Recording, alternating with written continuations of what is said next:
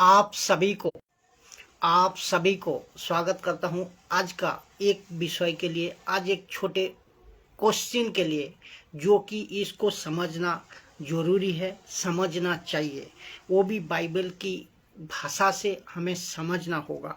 तो ये है जो प्रश्नों, ये है यहाँ क्वेश्चन ये है कि पूछो, किसी ने पूछा कि पाप है जिसका परिणाम, ऐसा कुछ पाप है जिसका परिणाम, ये क्वेश्चन है, ऐसा कुछ पाप है जिसका परिणाम मृत्यु नहीं है, और ऐसा कुछ पाप है जिसका परिणाम मृत्यु है। तो ये बहुत इंटरेस्टिंग, एक बहुत जमदार क्वेश्चन है, इसको समझना चाहिए बाइबल का हिसाब से, आज पूरी कॉन्टेक्स्ट का साथ इसको समझना चाहिए। तो एक चीज को मैं हमेशा कहता हूँ, एक वचन को उठाकर हम कोई सिद्धांत में, हम कोई डिसीजन में, हम कोई बोलो तो स्टेटमेंट को लागू नहीं कर सकता है। तो ये चीज हमें आज समझना होगा। तो कुछ पाप ऐसा है जिसका परिणाम मृत्यु है, और ऐसा कुछ पाप है जिसका परिणाम मृत्यु नहीं है। तो यहाँ प्रश्न है, ऐसा कौन सा पाप है जिसका फल मृत्यु है, और ऐसा कौन सा पाप है जिसका फल मृत्यु नहीं है। तो ये प्रश्न खूब जमदार है, और ये प्रश्न खूब ध्यान से आपको सीखना और समझना है, खूब ध्यान से इसको समझना होगा, क्योंकि ये प्रश्न है पहला यूहन्ना 5 अध्याय 16 या 17 नंबर वचन, 16 और 17 नंबर वचन। सबसे पहले तो आप जितने भी लोग मुझे आप सुन रहे हो, आप ध्यान लगाकर इसको सुनना है, और एक बात को आपको ध्यान रखना है, पाप पापी है, पाप छोटा हो पाप बड़ा हो, पाप का कोई लिमिट नहीं है, छोटे पाप भी पाप है, बड़े पाप भी पाप है।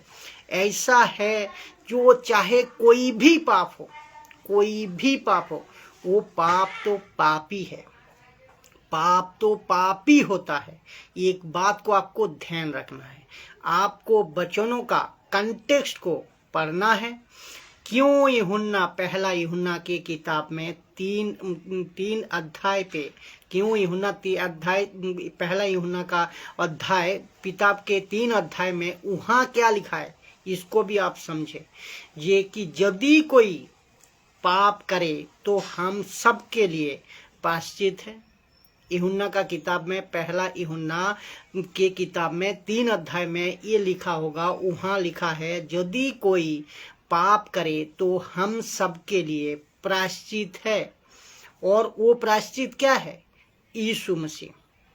फिर उसी को आगे आप जब पढ़ोगे, हम पढ़ते हैं तो लिखा वहाँ कहते हैं, जो परमेश्वर से जन्मा है वो पाप नहीं कर सकता है, वो व्यक्ति पाप नहीं कर ही नहीं सकता जो परमेश्वर से जन्मा है। वहाँ भी ये लिखता है, क्योंकि परमेश्वर का बीज या अर्थात वचन उसमें बना रहता है।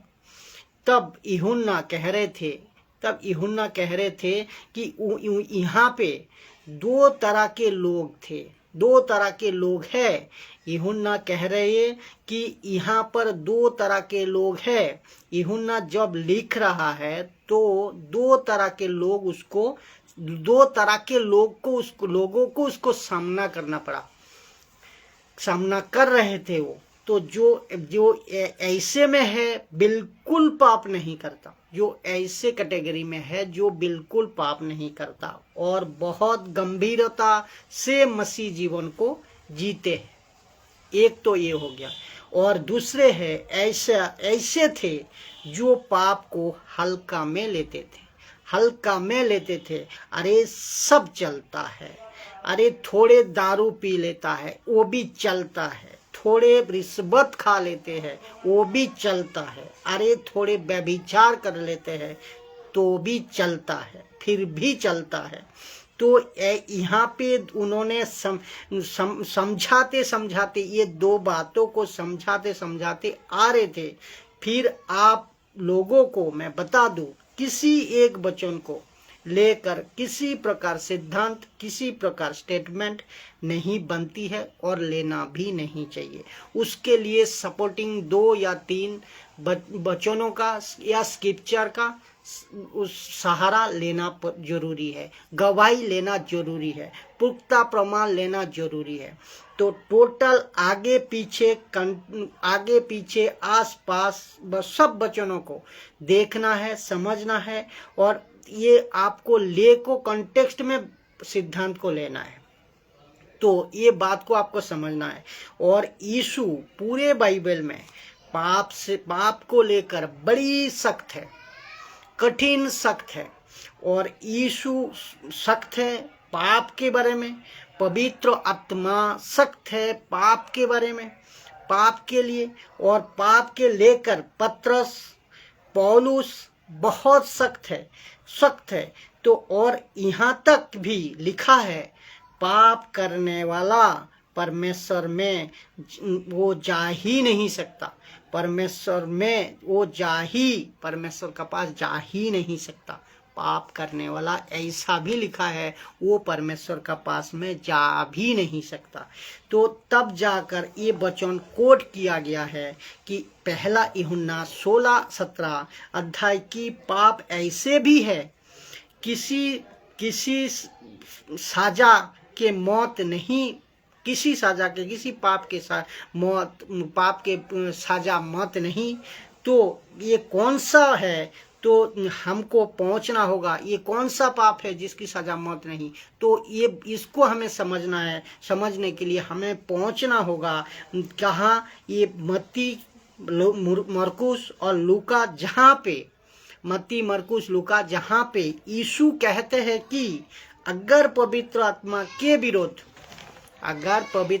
का विरोध पाप करोगे तो क्षमा नहीं है। तो इसको कॉन्टेक्स्ट को हमें समझना होगा, पढ़ना होगा। यहाँ पर पहली बात आपको एक सच्चे मसीह, जो सच्चे यीशु के पीछे चलते हैं, जो सच्चे यीशु का वचन को कदर करते हैं, वो सारे वचन को सही तरह अपने जिंदगी में लेकर चलते हैं, एक सच्चा मसीह, वो पवित्र आत्मा के विरोध में क्यों बात करेगा। पहली बात तो ये है, ये तो यहीं खत्म हो गया, फिनिश हो गया ये मैटर। तो सच्चा मसीह कभी पवित्र आत्मा का विरोध में बात नहीं करेगा या विरोध में कोई सवाल नहीं उठाएगा, ये तो पाप नहीं करेगा। तो ये पहला हुआ फिनिश। दूसरा अगर एक मसीह होकर है, वो दारू क्यों पिएगा? एक मसीह होकर एक व्यक्ति दारू क्यों पिएगा? नशा क्यों करेगा? गलत काम क्यों करेगा? पाप काम क्यों करेगा? क्योंकि परमेश्वर का बीज उसमें रहता है। ये भी कहता है अगर वो कर रहा है, मसीह हो को वो कर रहा है काम, पाप कर रहा है और पवित्र आत्मा की निंदा नहीं कर रहा है, लेकिन पाप कर रहा है, कुछ गलत चीज कर रहा है, तो वो तो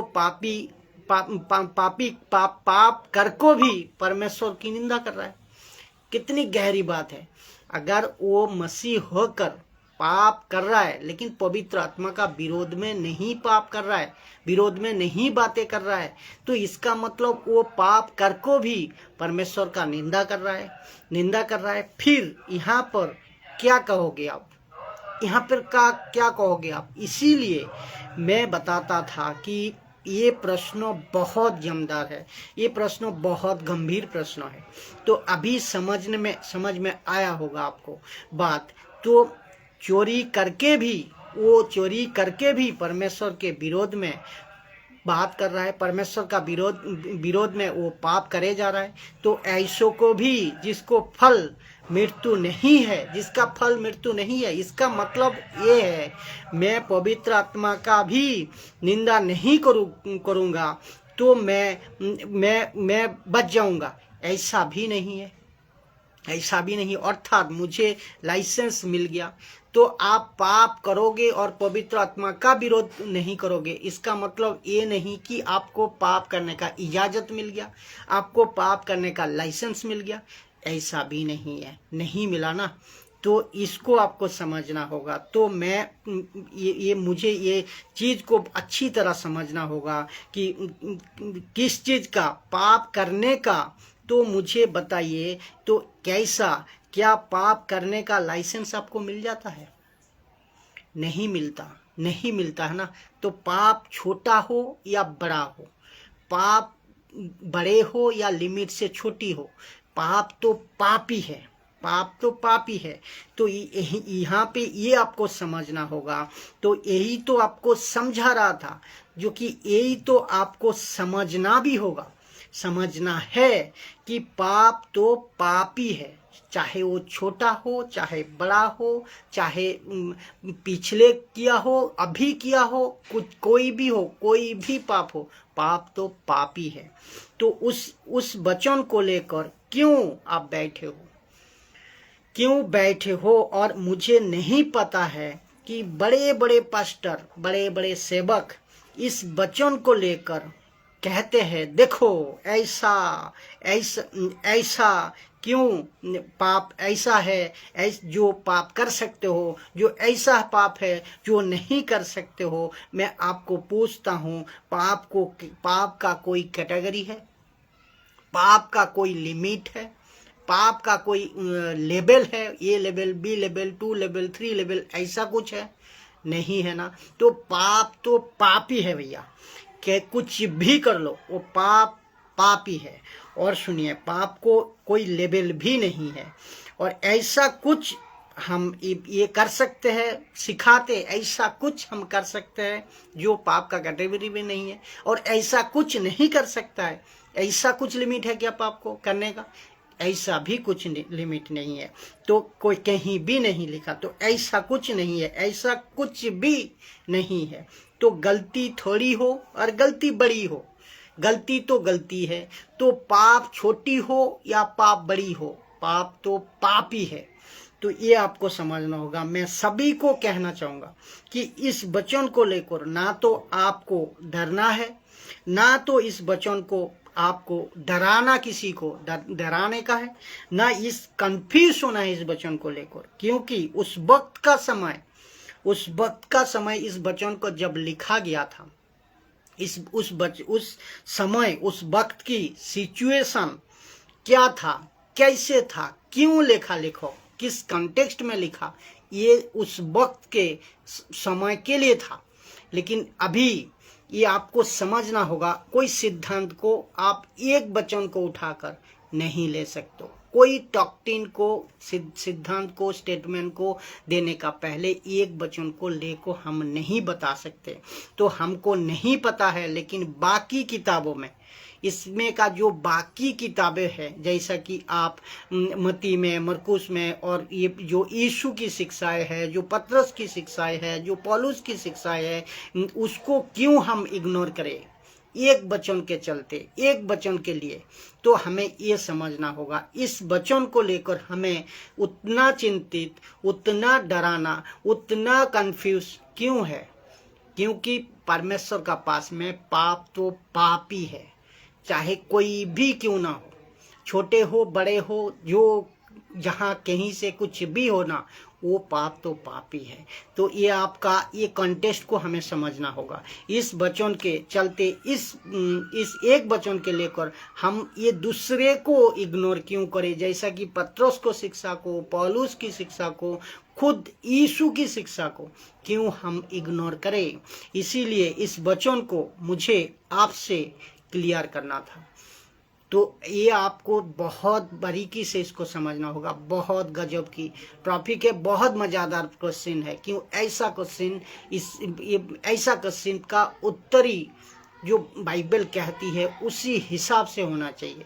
और इसीलिए यीशु कहता है जैसा वचन को बोला गया है और उसी तरह उसका आंसर दो। समझता हूँ कि आप लोग इस वचन को समझे, पूरी वीडियो को देखें, और YouTube में भी अपलोड हो जाएगा। YouTube, फेसबुक, इंस्टाग्राम, तीनों प्लेटफॉर्म को आप देखें। एक एक वचनों का खुलासा मिलते जाएगा, एक एक वचनों का खुलासा सही एवं सटीक खरी शिक्षा का द्वारा आप तक पहुंचाएंगे, जब परमेश्वर का आत्मा अगुवाई करे। सबको जय मसीह, सबको जय मसीह। अगले वीडियो का साथ फिर मुलाकात होंगे। प्रभु यीशु मसीह ने आपको बड़े चंगा और मधुर रखे।